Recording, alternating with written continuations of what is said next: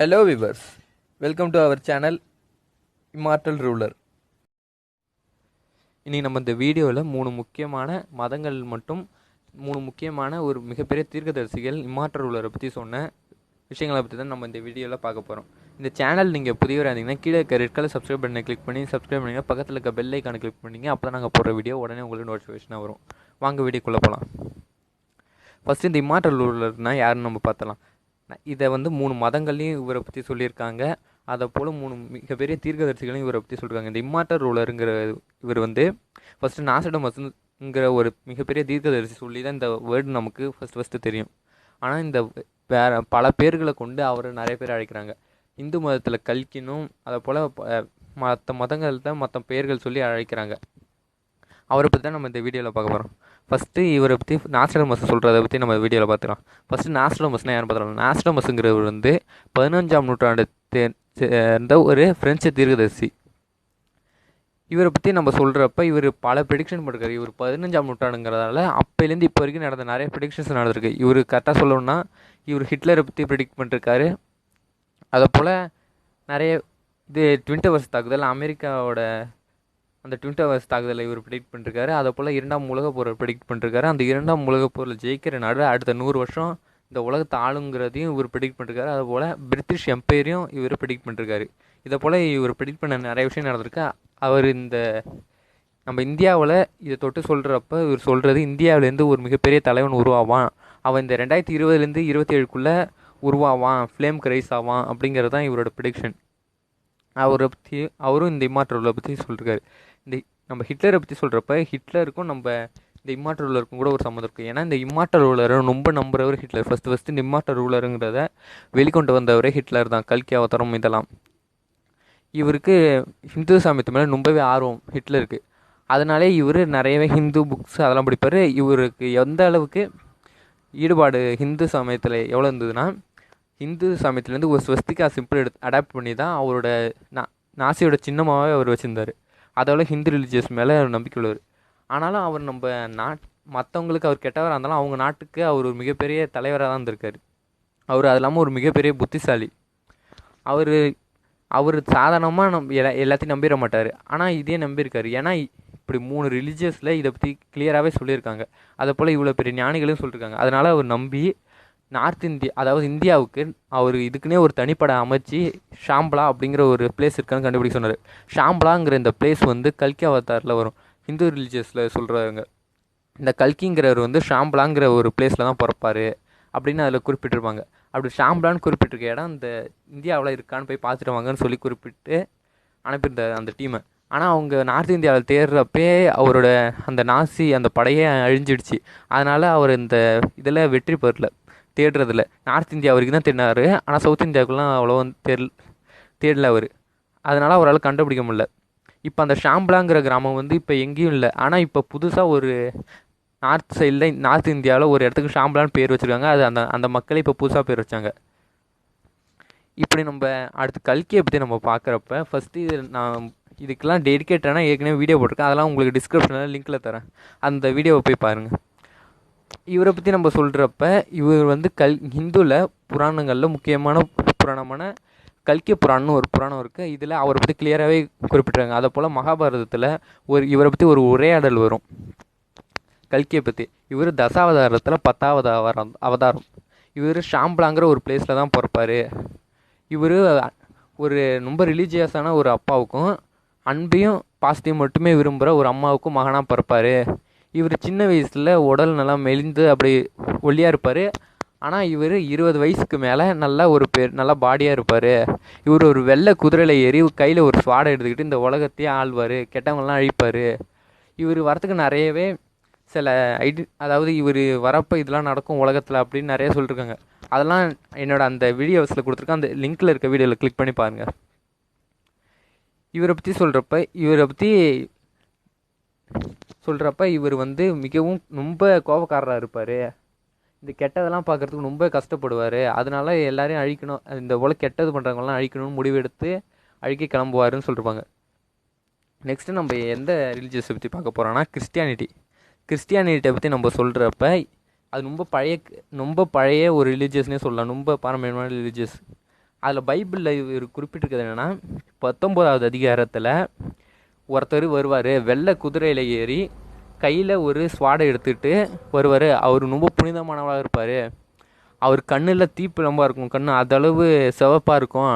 அவர் இதை போல் கெட்டவங்கெல்லாம் அழிப்பார் அப்படின்னு கிறிஸ்டியானிட்டிலையும் சொல்லியிருக்காங்க கிளியராகவே.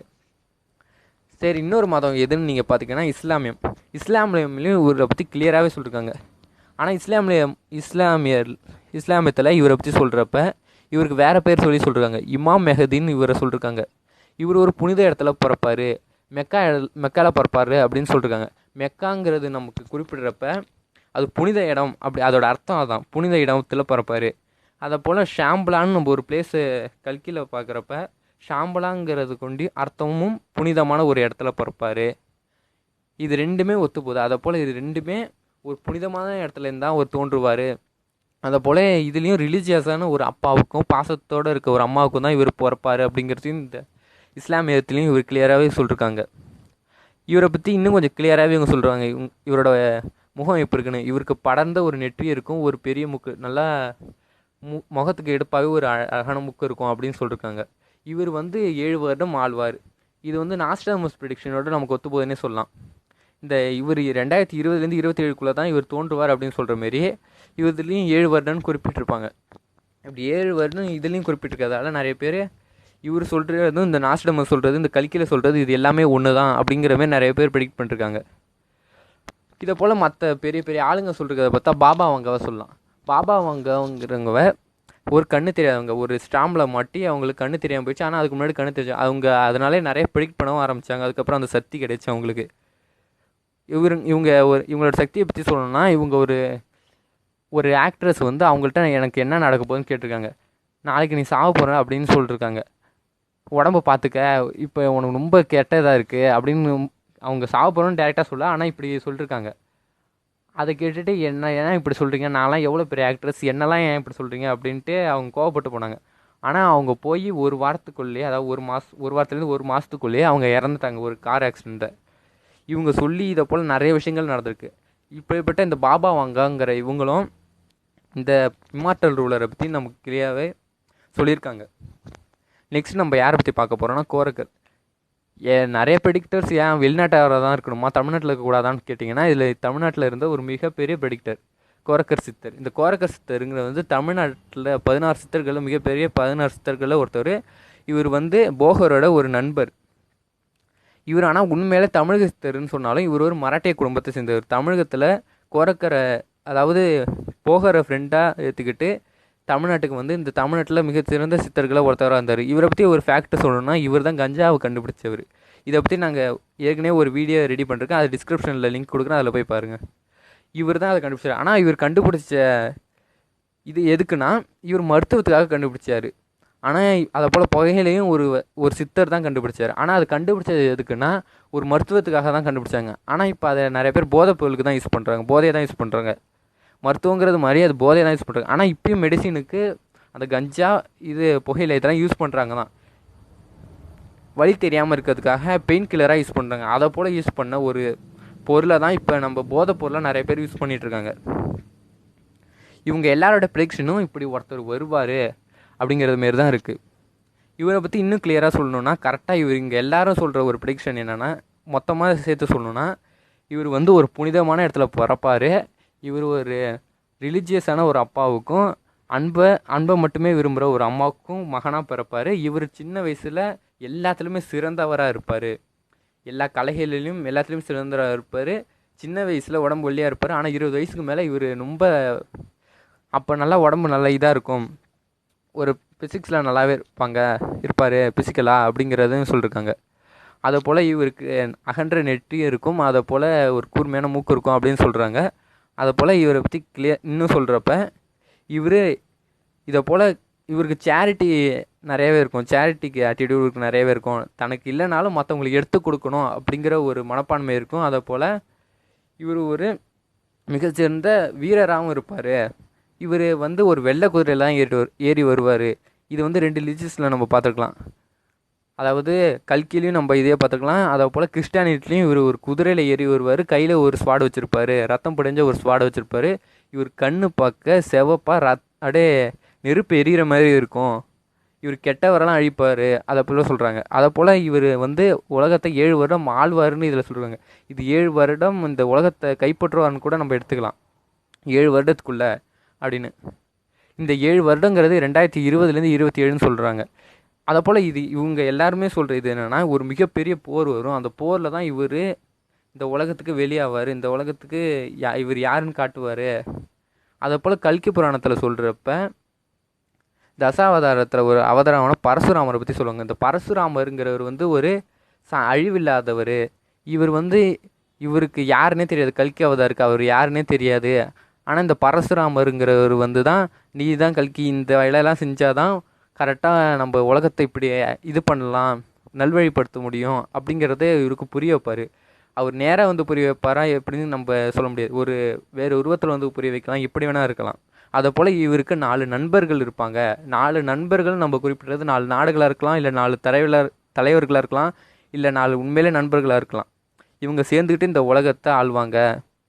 இதில் வந்து நம்ம நாஸ்டாமஸ் ப்ரெடிக்ஷனில் முக்கியமாக பார்க்கும்போது இவருக்கு ஈஸியாகவே ரஷ்யாவோட சப்போர்ட் கிடச்சிரும். இப்படி ஒவ்வொரு நாடாக இவர் பிடிச்சி கடைசியில் அமெரிக்காவும் இவர் கூடவே வந்து சேர்ந்துடும். அப்படியே இவர் இந்த உலகத்தை எல்லாத்தையும் நல்வழிப்படுத்துவார். இந்த உலகத்தில் எல்லா நாடுகளுக்கும் அந்த இதுவே இருக்காது, வேற்றுமையே இருக்காது. இது உன் இடம், இது என் இடம், இந்த வேற்றுமையே இருக்காது, இந்த எல்லைகள்லாம் இல்லாமே போயிடும் அப்படிங்கிறது தான் இவரோட ப்ரெடிக்ஷன்ஸ். இந்த சண்டைகள் எதுவுமே இருக்காது. இப்படி ஒருத்தர் வரப்போ அப்படி இருந்தால் நல்லா இருக்குங்கிறது தான் என்னோட ஒரு ஆசையும் கூட. ஏன்னா இப்படி ஒருத்தர் வந்தால் தான் இதை போல் இப்போ நம்ம உலகப்போர் நடக்கிறதுக்கு பல விஷயங்கள் நடக்குது. இதை போல் இம்மார்டல் ரூலரை பற்றி நாஸ்டாமஸ் சொல்கிறப்போ ஒரு ஆரம்பம் தெரியாத நோய் ஒன்று வரும், அந்த நேரத்தில் தான் இவர் உருவாவார், அதாவது இப்போ ஃப்ளேம் ரைஸாக ஆரம்பிப்பார் அப்படின்னு சொல்லியிருப்பாங்க. அந்த ஆரம்பம் தெரியாத நோய்ங்கிறது கொரோனாவை கூட நம்ம குறிப்பிடலாம். ஏன்னா இதுக்கு ஆரம்பம் இப்போ வரைக்குமே யாராலையும் கண்டுபிடிக்க முடியல. இந்த இதுலேருந்து தான் நமக்கு இந்த கொரோனாங்கிற நோய் வந்தது அப்படிங்கிறது யாராலையும் இன்னைக்கு வரைக்குமே ப்ரெடிக்ட் பண்ண முடியல. இப்படி இவங்க இப்போ 3 ரிலீஜியஸு, 3 மிகப்பெரிய தீர்க்கதரிசிகள் இந்த இம்மார்டல் ரூலர், இந்த ஒருத்தரை பற்றி சொல்லியிருக்காங்க. இதை பற்றி உங்களோட கமெண்ட் பண்ணுங்கள், கமெண்ட்டில் உங்களோட கமெண்ட்ஸை சொல்லுங்கள். அதில் இந்த வீடியோ உங்களுக்கு பிடிச்சிருந்தா லைக் பண்ணுங்கள், கமெண்ட் பண்ணுங்கள், உங்கள் ஃப்ரெண்ட்ஸ் அண்ட் ஃபேமிலியோட ஷேர் பண்ணுங்கள். மறக்காமல் இம்மார்டல் ரூலர் சேனலுக்கு சப்ஸ்கிரைப் பண்ணுங்கள். பக்கத்தில் இருக்க பெல் ஐக்கானை கிளிக் பண்ணுங்கள். அப்போ தான் நாங்கள் போடுற வீடியோ உங்களுக்கு உடனே நோட்டிஃபிகேஷனாக வரும். தேங்க்ஸ் ஃபார் வாட்சிங்.